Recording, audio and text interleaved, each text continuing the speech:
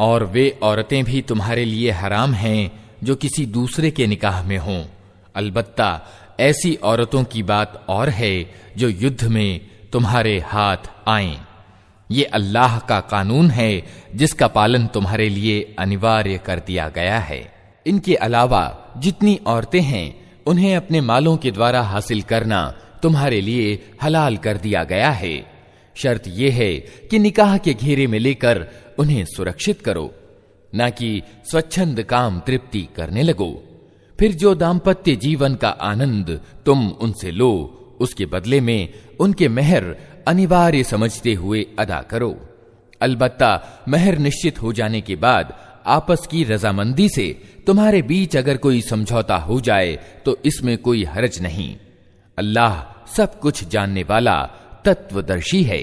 और जो आदमी तुम में से इतनी सामर्थ्य न रखता हो कि कुलीन मुसलमान औरतों यानी मुहसनात से निकाह कर सके, उसे चाहिए कि तुम्हारी उन लौंडियों यानी दासियों में से किसी के साथ विवाह कर ले जो तुम्हारे कब्जे में हों और ईमान वाली हों। अल्लाह तुम्हारे ईमान को अच्छी तरह जानता है। तुम सब एक ही गिरोह के लोग हो, अतः उनके सरपरस्तों की इजाजत से उनके साथ निकाह कर लो और सामान्य नियम के अनुसार उनके मेहर अदा कर दो, ताकि वे निकाह की परिधि में सुरक्षित होकर रहें। स्वच्छंद काम तृप्ति न करती फिरें और न चोरी छिपे नाजायज संबंध बनाएं। फिर जब वे विवाह की परिधि में सुरक्षित हो जाएं और उसके बाद कोई अश्लील कर्म कर बैठें तो उन पर उस सजा के मुकाबले में आधी सजा है जो खानदानी औरतों के लिए निर्धारित है। ये सुविधा तुम में से उन लोगों के लिए रखी गई है जिनको निकाह न करने से संयम के भंग हो जाने का भय हो। लेकिन अगर तुम सब्र करो तो ये तुम्हारे लिए अच्छा है, और अल्लाह बख्शने वाला और रहम फरमाने वाला है। अल्लाह चाहता है कि तुम्हारे लिए उन रीतियों को स्पष्ट करे और उन्हीं रीतियों पर तुम्हें चलाए जिनका पालन तुमसे पहले के अच्छे लोग करते थे। वो अपनी दयालुता के साथ तुम्हारी ओर पलटना चाहता है और वो सब कुछ जानता और गहरी समझ रखता है। हाँ, अल्लाह तो तुम्हारी ओर दयालुता के साथ पलटना चाहता है, मगर जो लोग खुद अपनी वासनाओं के पीछे चल रहे हैं वे चाहते हैं कि तुम सीधे रास्ते से हटकर दूर निकल जाओ। अल्लाह तुम पर से पाबंदियों को हल्का करना चाहता है, क्योंकि इंसान कमजोर पैदा किया गया है। ऐ लोगो जो ईमान लाए हो, आपस में एक दूसरे के माल गलत ढंग से ना खाओ। लेन देन होना चाहिए आपस की रजामंदी से, और खुद अपनी हत्या ना करो। विश्वास करो कि अल्लाह तुम पर दया रखता है। जो व्यक्ति जुल्म और ज्यादती के साथ ऐसा करेगा उसको हम जरूर ही आग में झोंकेंगे, और ये अल्लाह के लिए कोई कठिन काम नहीं है। अगर तुम उन बड़े बड़े गुनाहों से बचते रहो जिनसे तुम्हें रोका जा रहा है, तो तुम्हारी छोटी मोटी बुराइयों को हम तुम्हारे हिसाब से हटा देंगे और तुमको इज्जत की जगह में दाखिल करेंगे। और जो कुछ अल्लाह ने तुम में से किसी को दूसरे के मुकाबले में ज्यादा दिया है उसकी तमन्ना ना करो। जो कुछ मर्दों ने कमाया है उसके अनुसार उनका हिस्सा है, और जो कुछ औरतों ने कमाया है उसके अनुसार उनका हिस्सा। हाँ, अल्लाह से उसके अनुग्रह की दुआ करते रहो। यकीनन अल्लाह हर चीज का ज्ञान रखता है। और हमने हर उस तरके के हकदार मुकर्रर कर दिए हैं जो माँ बाप और करीबी रिश्तेदार छोड़ें। अब रहे वे लोग जिनके साथ तुम प्रतिज्ञाबद्ध हो तो उनका हिस्सा उन्हें दो। यकीनन हर चीज अल्लाह की निगाह में है। मर्द औरतों के मामले में जिम्मेदार हैं इस आधार पर कि अल्लाह ने उनमें से एक को दूसरे के मुकाबले में आगे रखा है, और इस आधार पर कि पुरुष अपने माल खर्च करते हैं। अतः जो भली औरतें हैं वे आज्ञाकारी होती हैं और मर्दों के पीछे अल्लाह की रक्षा और संरक्षण में उनके अधिकारों की रक्षा करती हैं। और जिन औरतों से तुम्हें सरकशी का भय हो उन्हें समझाओ। सोने की जगहों में उनसे अलग रहो और मारो। फिर अगर वे तुम्हारी बात मानने लगें तो अकारण उन पर हाथ चलाने के लिए बहाने तलाश न करो। यकीन रखो कि ऊपर अल्लाह मौजूद है जो बड़ा और सर्वोच्च है। और अगर तुम लोगों को कहीं पति पत्नी के संबंध बिगड़ जाने का अंदेशा हो तो एक फैसला करने वाला मर्द के नातेदारों में से और एक औरत के नातेदारों में से मुकर्रर करो। वे दोनों सुधार करना चाहेंगे तो अल्लाह उनके बीच मेल का रास्ता निकाल देगा। अल्लाह सब कुछ जानता और खबर रखता है। और तुम सब अल्लाह की बंदगी करो, उसके साथ किसी को साझी ना बनाओ। माँ बाप के साथ अच्छा व्यवहार करो, नातेदारों और यतीमों और मोहताजों के साथ अच्छा व्यवहार करो, और पड़ोसी नातेदार से, अपरिचित पड़ोसी से, पहलू के साथी और मुसाफिर से और उन दास दासियों से जो तुम्हारे अधिकार में हों एहसान का मामला रखो। यकीन जानो अल्लाह किसी ऐसे व्यक्ति को पसंद नहीं करता जो डींगे मारने वाला हो और अपनी बड़ाई पर गर्व करे। और ऐसे लोग भी अल्लाह को पसंद नहीं हैं जो कंजूसी करते हैं और दूसरों को भी कंजूसी पर उभारते हैं, और जो कुछ अल्लाह ने अपने अनुग्रह से उन्हें दिया है उसे छिपाते हैं। ऐसे नाशुक्रे लोगों के लिए हमने रुस्वा कर देने वाला अजाब तैयार कर रखा है।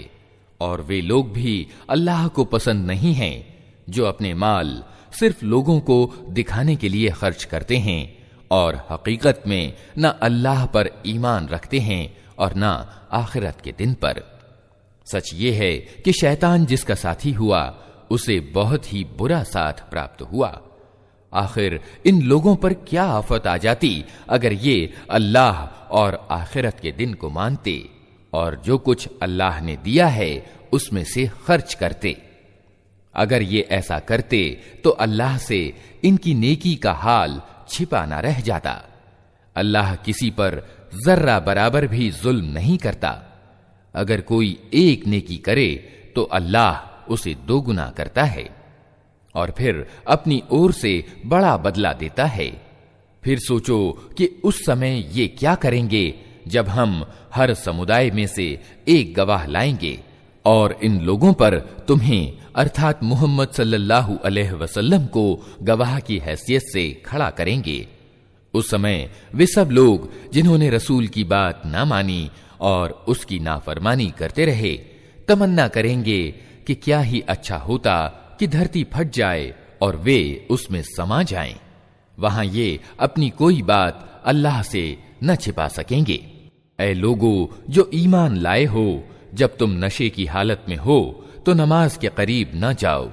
नमाज उस समय पढ़नी चाहिए जब तुम जानो कि क्या कह रहे हो, और इसी तरह नापाकी की हालत में भी नमाज के करीब न जाओ जब तक कि नहा धो न लो। ये और बात है कि रास्ते से गुजरते हो और अगर कभी ऐसा हो कि तुम बीमार हो या सफर में हो या तुम में से कोई शौच करके आए या तुमने औरतों को हाथ लगाया हो और फिर पानी ना मिले तो पाक मिट्टी से काम लो और उससे अपने चेहरों और हाथों पर मसह कर लो, यानी हाथ फेर लो। बेशक अल्लाह नरमी से काम लेने वाला और बख्शने वाला है।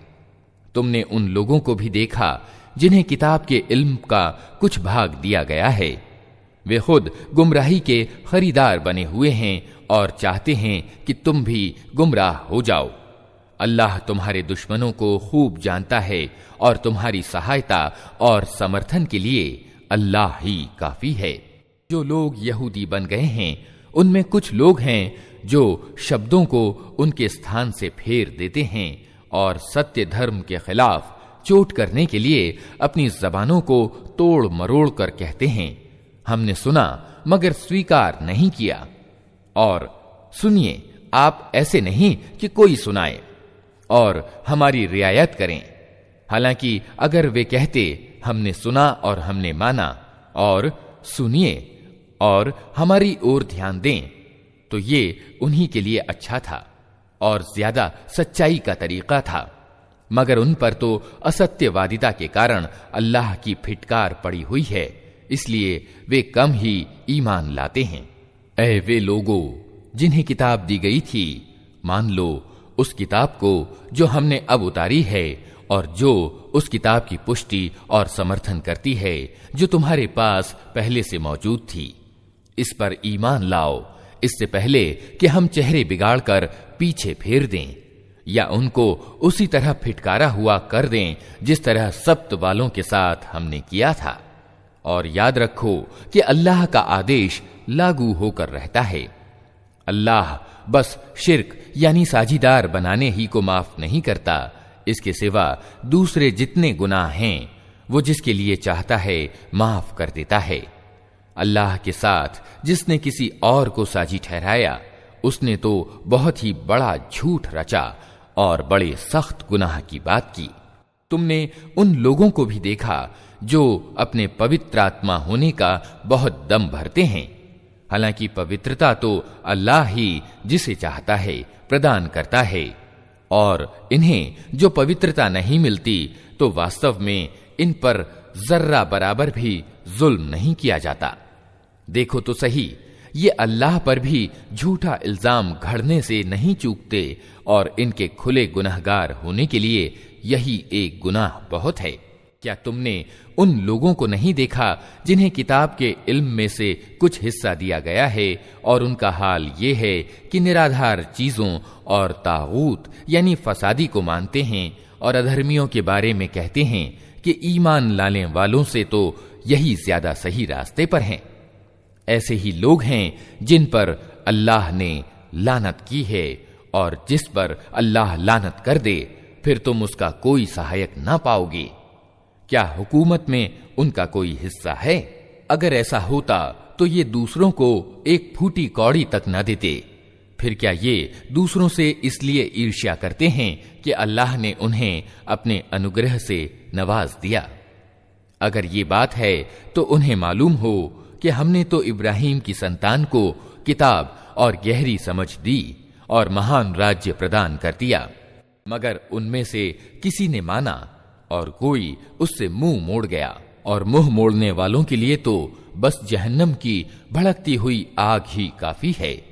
जिन लोगों ने हमारी आयतों को मानने से इनकार कर दिया है उन्हें जरूर ही हम आग में झोंकेंगे, और जब उनके बदन की खाल गल जाएगी तो उसकी जगह दूसरी खाल पैदा कर देंगे ताकि वे अच्छी तरह अजाब का मजा चखें। अल्लाह बड़ी सामर्थ्य रखता है और अपने फैसलों को व्यवहार में लाने की हिकमत को खूब जानता है। और जिन लोगों ने हमारी आयतों को मान लिया और अच्छे कर्म किए उनको हम ऐसे बागों में दाखिल करेंगे जिनके नीचे नहरें बहती होंगी, जहां वे हमेशा हमेशा रहेंगे, और उनको पाकीज़ा पत्नियां मिलेंगी और उन्हें हम घनी छांव में रखेंगे। मुसलमानों, अल्लाह तुम्हें आदेश देता है कि अमानतों को अमानत वालों को सौंपो, और जब लोगों के बीच फैसला करो तो इंसाफ के साथ करो।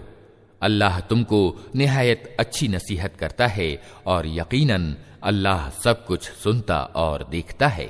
ऐ लोगो जो ईमान लाए हो, बात मानो अल्लाह की और बात मानो रसूल की और उन लोगों की जो तुम में से आदेश देने के अधिकारी हों। फिर अगर तुम्हारे बीच किसी मामले में झगड़ा खड़ा हो जाए तो उसे अल्लाह और रसूल की ओर फेर दो। अगर तुम वास्तव में अल्लाह और आखिरत के दिन पर ईमान रखते हो, यही एक सही कार्य प्रणाली है और परिणाम की दृष्टि से भी अच्छा है। ऐ नबी, तुमने देखा नहीं उन लोगों को जो दावा तो करते हैं कि हमने मान लिया है उस किताब को जो तुम्हारी ओर उतारी गई है और उन किताबों को जो तुमसे पहले उतारी गई थीं, मगर चाहते ये हैं कि अपने मामलों का फैसला कराने के लिए बढ़े हुए फसादी की ओर जाएं, जबकि उन्हें फसादी से इनकार करने का आदेश दिया गया था। शैतान उन्हें भटकाकर सीधे मार्ग से बहुत दूर ले जाना चाहता है, और जब उनसे कहा जाता है कि आओ उस चीज की ओर जो अल्लाह ने उतारी है और आओ रसूल की ओर, तो इन मुनाफिकों यानी पाखंडियों को तुम देखते हो कि ये तुम्हारी ओर आने से कतराते हैं। फिर उस समय क्या होता है जब इनके अपने हाथों की लाई हुई मुसीबत इन पर आ पड़ती है, उस समय ये तुम्हारे पास कस्में खाते हुए आते हैं और कहते हैं कि अल्लाह की कसम, हम तो सिर्फ भलाई चाहते थे और हमारी नीयत तो ये थी कि दोनों गिरोहों में किसी तरह की संगति बैठ जाए। अल्लाह जानता है जो कुछ इनके दिलों में है। इनसे किनारा मत करो, इन्हें समझाओ और ऐसी नसीहत करो जो इनके दिलों में उतर जाए। इन्हें बताओ कि हमने जो भी रसूल भेजा है इसीलिए भेजा है कि अल्लाह की अनुमति से उसकी आज्ञा का पालन किया जाए। अगर उन्होंने ये नीति अपनाई होती कि जब ये अपने आप पर जुल्म कर बैठे थे तो तुम्हारे पास आ जाते और अल्लाह से माफी मांगते और रसूल भी इनके लिए माफी की प्रार्थना करते, तो यकीनन अल्लाह को माफ करने वाला और रहम करने वाला पाते। नहीं ए नबी, तुम्हारे रब की कसम, ये कभी ईमान वाले नहीं हो सकते जब तक कि अपने आपस के मतभेदों में ये तुमको फैसला करने वाला न मान लें। फिर जो कुछ तुम फैसला करो उस पर अपने दिलों में भी कोई तंगी ना पाएं, बल्कि स्वेच्छा पूर्वक स्वीकार कर लें। अगर हमने इन्हें आदेश दिया होता कि अपने आप को मारो या अपने घरों से निकल जाओ तो इनमें से थोड़े ही आदमी ऐसा करते। हालांकि जो नसीहत इन्हें की जाती है अगर ये उसे व्यवहार में लाते तो ये इनके लिए ज्यादा अच्छाई और ज्यादा जमाव का कारण सिद्ध होता। और जब ये ऐसा करते तो हम इन्हें अपनी ओर से बहुत बड़ा बदला देते और इन्हें सीधा रास्ता दिखा देते। जो लोग अल्लाह और रसूल की आज्ञा का पालन करेंगे वो उन लोगों के साथ होंगे जिन पर अल्लाह ने इनाम फरमाया है, अर्थात नबी, सच्चे लोग और शहीद और अच्छे लोग। कैसे अच्छे हैं ये साथी जो किसी को प्राप्त हों। ये वास्तविक अनुग्रह है जो अल्लाह की ओर से होता है और हकीकत जानने के लिए बस अल्लाह ही का इल्म काफी है। ऐ लोगो जो ईमान लाए हो, मुकाबले के लिए हर समय तैयार रहो। फिर जैसा अवसर हो अलग अलग टुकड़ियों के रूप में निकलो या इकट्ठे होकर। हाँ, तुम में कोई कोई आदमी ऐसा भी है जो लड़ाई से जी चुराता है। अगर तुम पर कोई मुसीबत आए तो कहता है कि अल्लाह ने मुझ पर बड़ा अनुग्रह किया कि मैं इन लोगों के साथ न गया। और अगर अल्लाह की ओर से तुम पर अनुग्रह हो तो कहता है और इस तरह कहता है मानो तुम्हारे और उसके बीच प्रेम का कोई संबंध था ही नहीं, कि क्या ही अच्छा होता कि मैं भी इनके साथ होता तो बड़ा काम बन जाता। ऐसे लोगों को मालूम हो कि अल्लाह के मार्ग में लड़ना चाहिए उन लोगों को जो आखिरत के बदले दुनियावी जिंदगी को बेच दें। फिर जो अल्लाह के मार्ग में लड़ेगा और मारा जाएगा या विजयी रहेगा उसे जरूर हम बड़ी मजदूरी प्रदान करेंगे।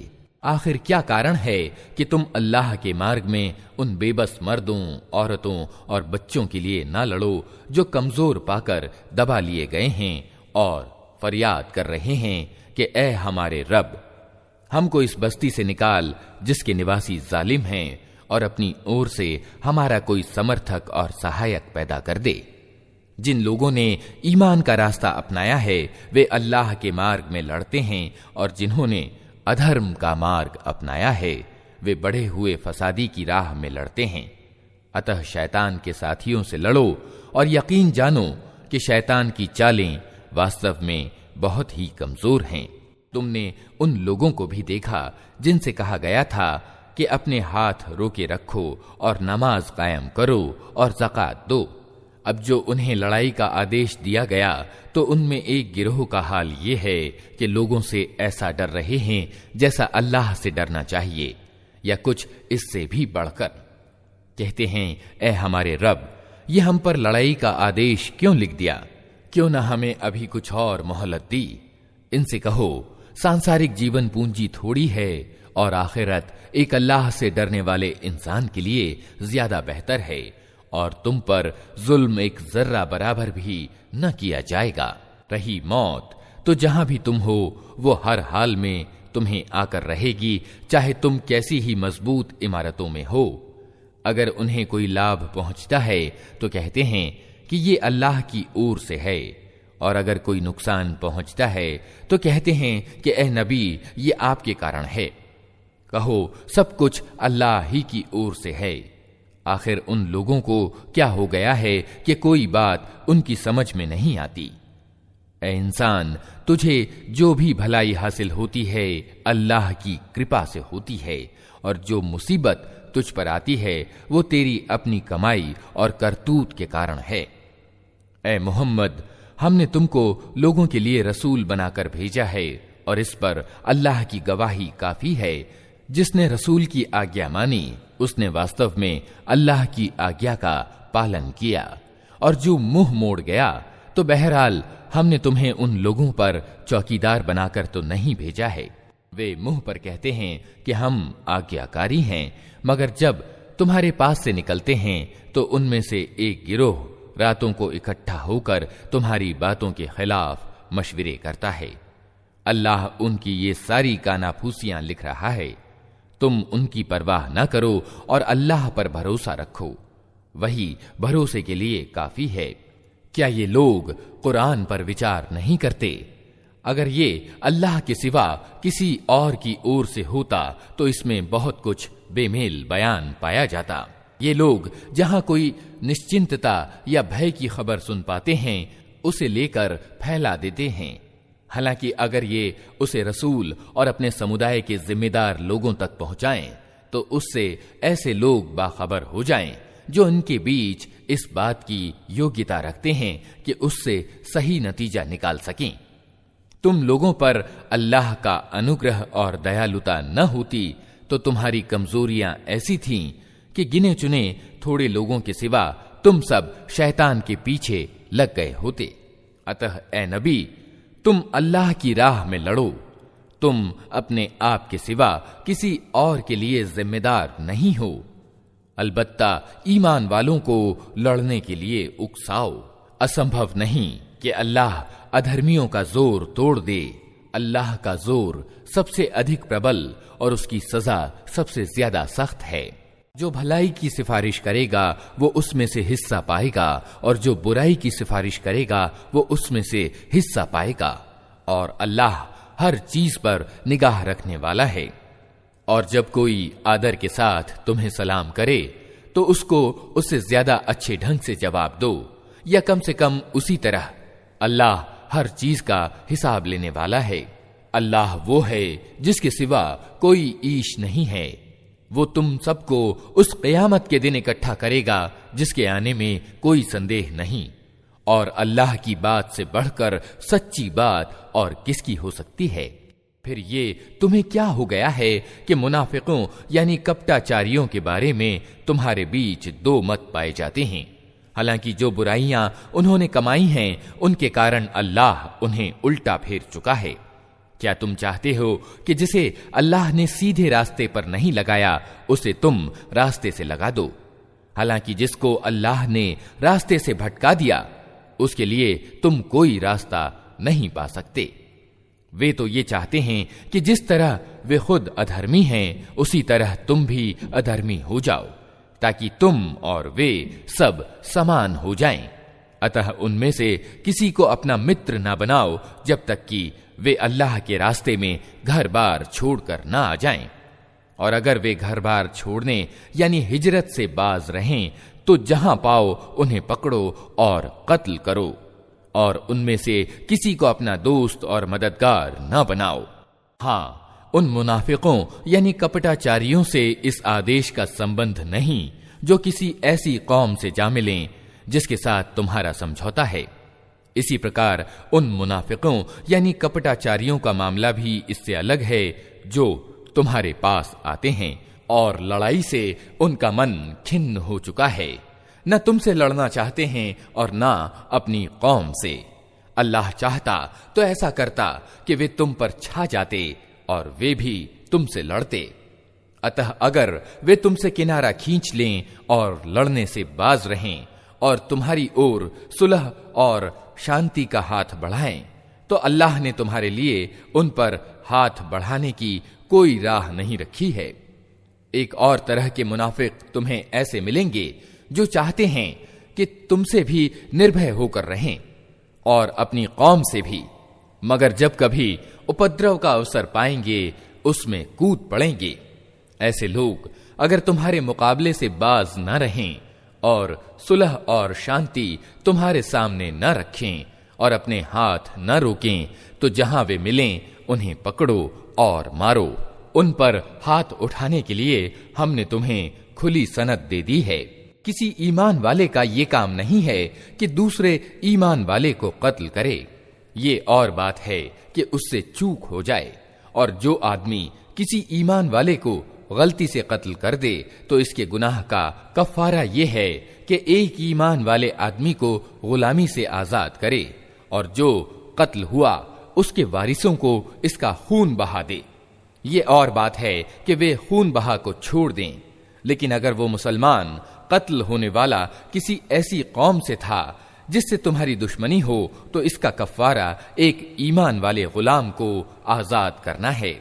और अगर वो किसी ऐसी गैर मुस्लिम कौम का आदमी था जिससे तुम्हारा समझौता हो, तो उसके वारिसों को खून बहा दिया जाएगा और एक ईमान वाला गुलाम आजाद करना होगा। फिर जो गुलाम न पाए वो लगातार 2 मास के रोजे रखे। ये इस गुनाह से तौबा करने का तरीका है, और अल्लाह सब कुछ जानने वाला और गहरी समझ वाला है। रहा वो आदमी जो किसी ईमान वाले का जानबूझकर कत्ल करे, तो उसकी सजा जहन्नम है, जिसमें वो हमेशा रहेगा। उस पर अल्लाह का गजब और उसकी लानत है, और अल्लाह ने उसके लिए कठोर अजाब तैयार कर रखा है। ऐ लोगो जो ईमान लाए हो, जब तुम अल्लाह के रास्ते में लड़ने के लिए निकलो तो दोस्त और दुश्मन में अंतर करो, और जो तुम्हें सलाम करे उसे तुरंत न कह दो कि तुम ईमान नहीं रखते। अगर तुम सांसारिक लाभ चाहते हो तो अल्लाह के पास तुम्हारे लिए बहुत से हाथ आने वाले माल हैं। आखिर इसी हालत में तुम खुद भी तो इससे पहले रह चुके हो। फिर अल्लाह ने तुम पर एहसान किया, अतः जांच परख से काम लो। जो कुछ तुम करते हो अल्लाह को उसकी खबर है। मुसलमानों में से वे लोग जो बिना किसी कारण के घर बैठे रहते हैं, और वे जो अल्लाह के मार्ग में जान और माल से जान तोड़ कोशिश करते हैं, दोनों की हैसियत समान नहीं है। अल्लाह ने बैठने वालों की अपेक्षा जान और माल से जिहाद करने वालों का दर्जा बड़ा रखा है। यद्यपि हर एक के लिए अल्लाह ने भलाई ही का वादा फरमाया है, मगर उसके यहाँ जान तोड़ कोशिश करने वालों की सेवाओं का बदला बैठने वालों से बहुत ज्यादा है।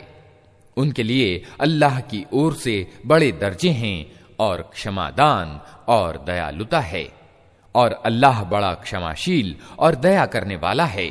जो लोग अपने आप पर जुल्म कर रहे थे, उनकी आत्माओं को जब फरिश्तों ने खींचा तो उनसे पूछा कि ये तुम किस हाल में पड़ गए थे। उन्होंने जवाब दिया कि हम धरती में कमजोर और बेबस थे। फरिश्तों ने कहा, क्या अल्लाह की धरती विस्तृत न थी कि तुम उसमें घर बार छोड़कर कहीं चले जाते? ये वे लोग हैं जिनका ठिकाना जहन्नम है, और वो बड़ा ही बुरा ठिकाना है। हाँ, जो मर्द, औरतें और बच्चे वास्तव में बेबस हैं और निकलने का कोई मार्ग और साधन नहीं पाते, बहुत संभव है कि अल्लाह उन्हें माफ कर दे। अल्लाह बड़ा माफ करने वाला और छोड़ देने वाला है। जो कोई अल्लाह के मार्ग में घर बार छोड़कर निकलेगा, वो धरती में पनाह लेने की बहुत जगह और गुजर बसर के लिए बड़ी गुंजाइश पाएगा। और जो अपने घर से सब कुछ छोड़कर अल्लाह और रसूल की ओर निकले, फिर रास्ते ही में उसकी मौत हो जाए, उसका बदला अल्लाह के जिम्मे अनिवार्य हो गया। अल्लाह बहुत क्षमाशील और दयावान है। और जब तुम लोग सफर के लिए निकलो तो इसमें कोई हरज नहीं अगर नमाज को संक्षिप्त कर दो, विशेषतः जबकि तुम्हें भय हो कि अधर्मी तुम्हें सताएंगे, क्योंकि वे खुल्लम खुल्ला तुम्हारी दुश्मनी पर तुले हुए हैं। और ए नबी, जब तुम मुसलमानों के बीच हो और लड़ाई की हालत में उन्हें नमाज पढ़ाने खड़े हो, तो चाहिए कि उनमें से एक गिरोह तुम्हारे साथ खड़ा हो और अपने हथियार लिए रहे। फिर जब वो सजदा कर ले तो पीछे चला जाए, और दूसरा गिरोह जिसने अभी नमाज नहीं पढ़ी है आकर तुम्हारे साथ पढ़े, और वो भी चौकन्ना रहे और अपने हथियार लिए रहे, क्योंकि अधर्मी इस ताक में हैं कि तुम अपने हथियारों और अपने सामानों की ओर से तनिक असावधान हो तो वे तुम पर एक साथ टूट पड़ें। अलबत्ता अगर वर्षा के कारण तकलीफ होती हो या बीमार हो तो हथियार रख देने में कोई हरज नहीं, मगर फिर भी चौकन्ने रहो। यकीन रखो कि अल्लाह ने अधर्मियों के लिए अपमानजनक यातना यानी अजाब तैयार कर रखी है। फिर जब नमाज से फारिग हो जाओ तो खड़े और बैठे और लेटे हर हाल में अल्लाह को याद करते रहो, और जब खतरा टल जाए तो पूरी नमाज पढ़ो। नमाज वास्तव में ऐसा फर्ज है जो समय की पाबंदी के साथ ईमान वालों के लिए अनिवार्य किया गया है। इस गिरोह का पीछा करने में कमजोरी ना दिखाओ। अगर तुम तकलीफ उठा रहे हो तो तुम्हारी तरह वे भी तकलीफ उठा रहे हैं, और तुम अल्लाह से उस चीज की उम्मीद रखते हो जिसकी वे उम्मीद नहीं रखते। अल्लाह सब कुछ जानता है और वो गहरी समझ वाला है। ए नबी, हमने ये किताब हक के साथ तुम्हारी ओर उतारी है ताकि जो सीधा रास्ता अल्लाह ने तुम्हें दिखाया है उसके अनुसार लोगों के बीच फैसला करो। तुम विश्वासघाती लोगों की ओर से झगड़ने वाले न बनो, और अल्लाह से क्षमा की प्रार्थना करो। वो बड़ा क्षमाशील और दयावान है। जो लोग खुद अपने साथ विश्वासघात करते हैं तुम उनका पक्ष न लो। अल्लाह को ऐसा आदमी पसंद नहीं है जो विश्वासघाती और पापी हो।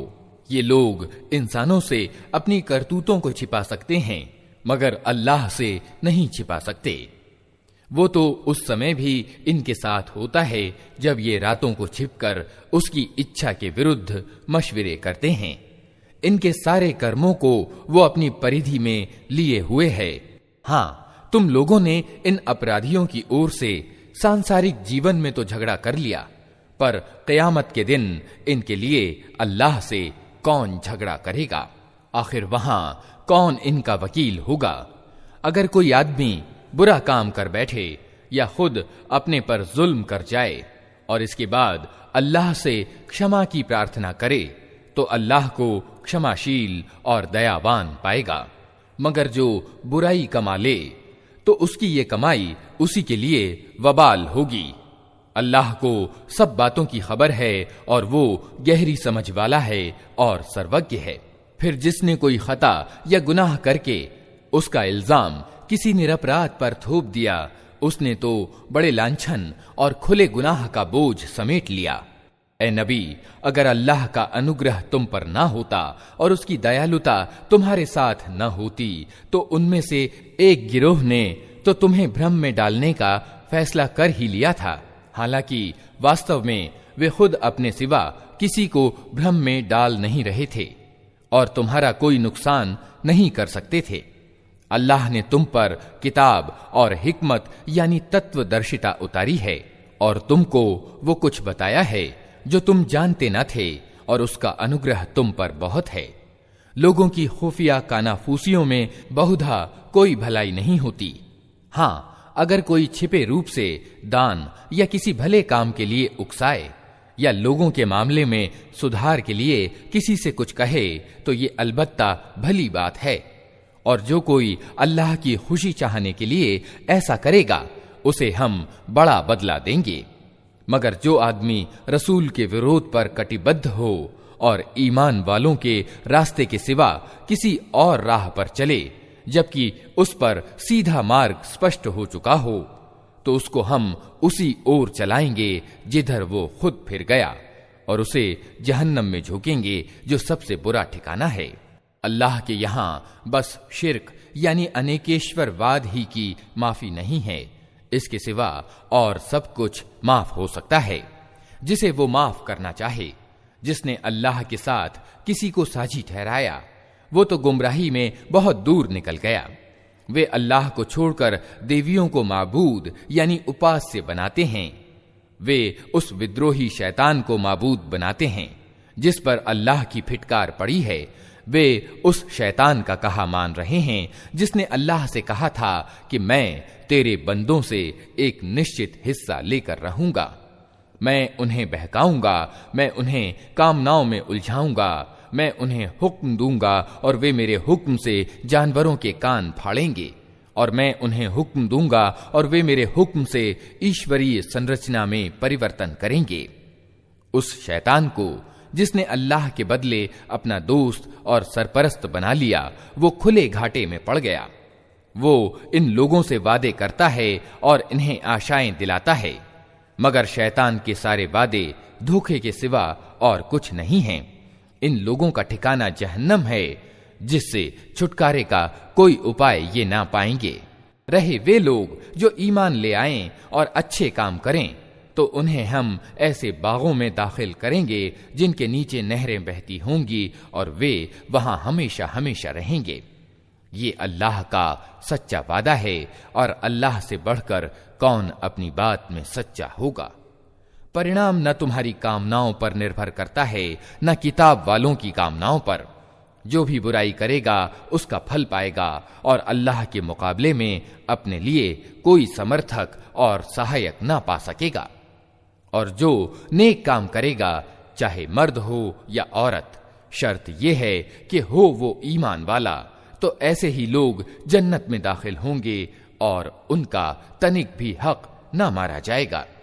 उस आदमी से बेहतर और किसकी जीवन प्रणाली हो सकती है जिसने अल्लाह के आगे सिर झुका दिया और अच्छी से अच्छी नीति अपनाई और एक चित्त होकर इब्राहिम के तरीके का अनुसरण किया, उस इब्राहिम के तरीके का जिसे अल्लाह ने अपना मित्र बना लिया था। आसमानों और जमीन में जो कुछ है अल्लाह का है, और अल्लाह हर चीज को अपने घेरे में लिए हुए है। लोग तुमसे औरतों के विषय में फतवा यानी धर्मादेश पूछते हैं। कहो, अल्लाह तुम्हें उनके मामले में आज्ञा देता है और साथ ही वे आदेश भी याद दिलाता है जो पहले से तुमको इस किताब में सुनाए जा रहे हैं, अर्थात वे आदेश जो उन यतीम लड़कियों के संबंध में हैं जिनके हक तुम अदा नहीं करते और जिनके निकाह करने से तुम बाज रहते हो, या लालच के कारण तुम खुद उनसे निकाह कर लेना चाहते हो, और वे आदेश भी जो उन बच्चों के संबंध में हैं जो बेचारे कोई जोर नहीं रखते। अल्लाह तुम्हें आदेश देता है कि यतीमों के साथ इंसाफ पर कायम रहो, और जो भलाई तुम करोगे वो अल्लाह के ज्ञान से छिपी न रह जाएगी। अगर किसी औरत को अपने पति से दुर्व्यवहार या बेरुखी का खतरा हो तो कोई हर्ज नहीं कि पति और पत्नी कुछ हक की कमी बेशी पर आपस में समझौता कर लें। समझौता हर हाल में अच्छा है। मन तंग दिली की ओर जल्दी झुक जाते हैं, लेकिन अगर तुम लोग एहसान की नीति अपनाओ और ईश भय से काम लो तो यकीन रखो कि अल्लाह तुम्हारी इस व्यवहार नीति से बेखबर न होगा। पत्नियों के बीच पूरा पूरा न्याय करना तुम्हारे बस में नहीं है। तुम चाहो भी तो तुम्हें इसकी सामर्थ्य नहीं हो सकती। अतः ईश्वरीय विधान का मंशा पूरा करने के लिए ये काफी है कि एक पत्नी की ओर इस तरह न झुक जाओ कि दूसरी को अधर में लटकता छोड़ दो। अगर तुम अपनी व्यवहार नीति ठीक रखो और अल्लाह से डरते रहो तो अल्लाह क्षमाशील और दया करने वाला है। लेकिन अगर पति पत्नी एक दूसरे से अलग ही हो जाएं, तो अल्लाह अपनी समाई से हर एक को दूसरे की मोहताजी से बेपरवाह कर देगा। अल्लाह बड़ी समाई वाला है और वो तत्वदर्शी है। आसमानों और जमीन में जो कुछ है सब अल्लाह ही का है। तुमसे पहले जिनको हमने किताब दी थी उन्हें भी यही आदेश दिया था, और अब तुमको भी यही आदेश देते हैं कि अल्लाह से डरते हुए काम करो। लेकिन अगर तुम नहीं मानते तो न मानो। आसमान और जमीन की सारी चीजों का मालिक अल्लाह ही है, और वो निस्पृह यानी बेनियाज है, हर प्रशंसा का अधिकारी। हाँ, अल्लाह ही मालिक है उन सब चीजों का जो आसमानों में हैं और जो जमीन में हैं, और काम बनाने के लिए बस वही बहुत है। अगर वो चाहे तो तुम लोगों को हटाकर तुम्हारी जगह दूसरों को ले आए, और उसे इसकी पूरी सामर्थ्य प्राप्त है।